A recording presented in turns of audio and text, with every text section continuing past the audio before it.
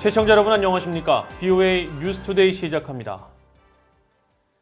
활발한 움직임이 관측됐던 북한 남포의 석탄 항구에서 지난 2달간 선박들이 모습을 보이지 않고 있습니다. 북한은 석탄 수출로 매년 10억 달러 이상을 벌어왔기 때문에 유엔 안보리가 수출 금지 품목으로 지정한 뒤에도 계속 석탄을 수출했던 정황을 보여왔는데 이를 감안한다면 매우 이례적인 현상입니다. 첫 소식 함지하 기자가 보도합니다. 북한의 남포 석탄 항구를 촬영한 지난 8일자 위성사진입니다. 북한의 대표 석탄 항구로 잘 알려진 곳이지만 선박이 한 척도 보이지 않습니다. 한동안 석탄을 취급하지 않은 것처럼 야적장 곳곳은 하얀 바닥까지 드러내고 있습니다.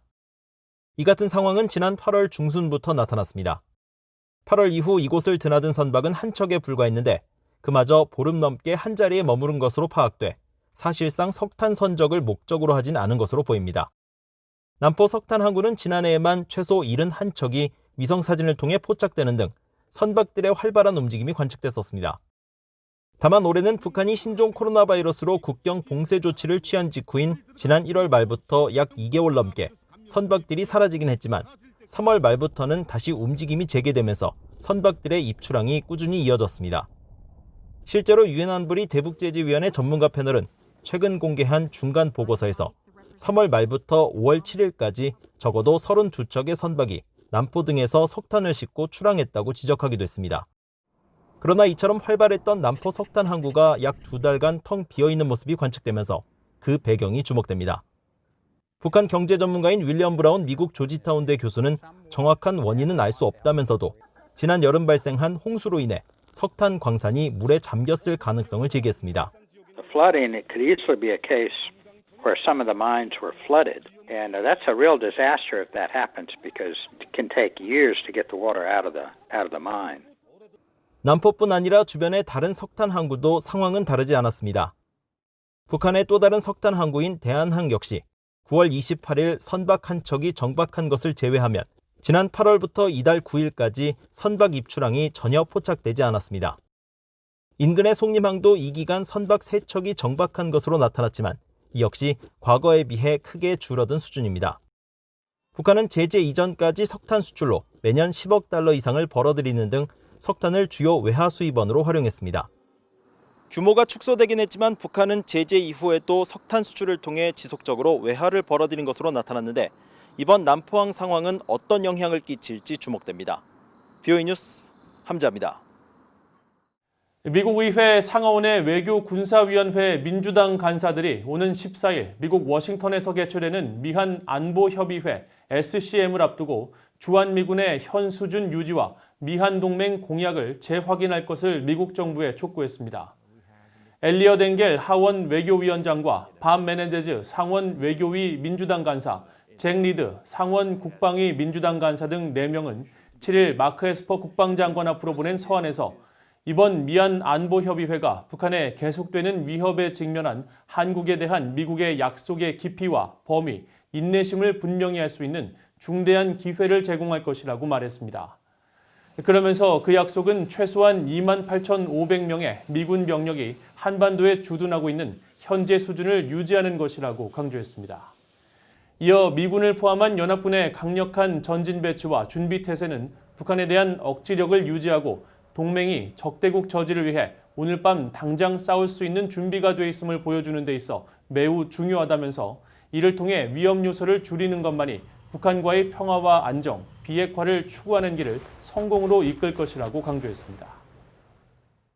미국의 트럼프 행정부는 대북 제재 회피를 돕는 중국 은행들에 대한 세컨더리 보이콧, 즉 3자 제재를 실제로 적용할 것이며 의회에서는 종전선언이 북한 비핵화 조치 후 가능하다는 견해가 많다고 공화당의 마이클 왈츠 하원 의원이 밝혔습니다. 중국 태스크포스에 참여하고 있는 왈츠 의원은 9일 VOA와의 전화 인터뷰에서 이같이 밝히고 다음 달 대선의 승자가 누가 되든 차기 행정부는 북한에 완전한 제재를 부과하는 최대 압박을 복원해야 한다고 강조했습니다. 또 문재인 한국 대통령이 거듭 필요성을 제기하고 있는 한국전 종전선언에 대해서는 북한의 비핵화 조치 이후에 이뤄져야 한다는 것이 많은 미국 의회 의원들의 견해라고 밝혔습니다. 유엔 산하 세계 식량 계획 WFP가 올해 노벨 평화상 수상자로 선정되면서 새삼 이들의 북한 내 활동도 주목받고 있습니다. WFP는 최대 대북 인도적 지원 기구로 지난 25년에 걸쳐 적어도 460만 톤 이상의 식량을 지원하는 등 여러 활동을 하고 있는데 북한 당국의 폐쇄성으로 분배 등 접근에 어려움이 있다는 점이 문제로 지적됩니다. 오택성 기자가 보도합니다. 신종 코로나 바이러스 감염병 백신이 나오기 전까지 식량은 혼돈에 대처하는 최고의 백신이다. 노벨위원회가 올해 노벨 평화상 수상자로 세계 식량 계획 WFP를 선정하면서 강조한 이 표현은 WFP의 역할과 역량을 잘 대변하고 있습니다. 1961년 유엔 총회 결의로 창설된 WFP는 작년에만 전 세계 88개국 거의 1억 명에 달하는 취약 인구의 식량 안보와 영양 개선을 지원했습니다. 특히 2030년까지 기아 없는 세상을 목표로 올해는 49개 취약국을 별도로 지정해 빈곤과 불평등 종식을 위해 노력 중인데 1995년 이른바 고난의 행군 시절로 대기근을 겪던 북한을 지원하기 시작했습니다. WFP는 지난 2019년 보고서에서 1995년 첫 대북 지원을 시작한 이후 2018년까지 460만 톤의 식량을 긴급 구호 활동을 통해 북한에 지원했다고 밝혔습니다. 이는 대북 지원을 하는 국제기구와 인도주의 단체들 가운데 최대 규모로 WFP는 지속적인 식량과 곡물 상황 평가를 통해 사실상 대북 지원을 주도하고 있습니다. 아울러 이런 식량 상황 평가를 통해 해마다 국제사회의 북한 내 인도적 상황이 여전히 암울하다고 말했습니다. There are over 10 million people, nearly 40% of the country population who needs humanitarian assistance. WFP는 또 2021년까지 영양과 재난 위험 완화 위기 대응 등 세 분야의 대북 지원 사업을 집중하고 있다고 밝혔습니다. 특히 임산부 등 취약 여성과 어린이들의 영양 문제에 대해 우려하며 이들 100만 명에게 필수 영양분이 함유된 식품을 제공하고 있다고 설명했습니다. 하지만 북한 지원에는 북한의 폐쇄적인 문제로 많은 어려움이 따릅니다. 특히 최근 들어 신종 코로나 바이러스와 정치적 이유 등으로 북한 당국의 협력이 약화하면서 접근이 없으면 지원도 없다는 WFP의 분배 원칙이 흔들릴 수 있다는 우려도 나오고 있습니다. 특히 데이비드 비슬리 WFP 사무총장은 지난 6월 화상 토론회에서 이런 어려움을 지적하며 북한의 제한된 접근 문제를 지적했습니다. 하지만 세계 식량 계획 관계자들은 어떠한 어려움 속에서도 대북 지원 활동은 중단되지 않았고 이번 노벨 평화상 수상은 열악한 환경 속에서 일하는 요원들에게 큰 힘이 될 것이라고 말했습니다. VOA 뉴스 오택성입니다. 미국과 일본이 오는 26일부터 다음 달 5일까지 일본 근해에서 장병 4만 6천여 명을 동원하는 킨소드 연합훈련을 실시합니다. 미국 인도태평양 사령부는 8일 이번 훈련에서 제3해병원정군과 일본의 수륙기동단이 연합 상륙훈련을 실시할 예정이며 육상과 공중, 해상, 사이버전, 우주상황 감시작전을 실시해 다영역 작전에 기반한 미일 연합군 간 상호 운용성에 초점을 맞출 것이라고 밝혔습니다. 일본 합동참모본부는 이번 훈련에 자위대 측에서 약 3만 7천여 명의 장병과 함정 20척, 항공기 170대가 동원되며 미군에서는 7함대를 중심으로 9천여 명이 동원되고 캐나다 해군도 함정 한 척을 파견할 예정이라고 발표했습니다. 또 영국과 호주, 캐나다, 프랑스, 인도, 필리핀 외에도 한국이 참관국 자격으로 참여한다고 소개했습니다.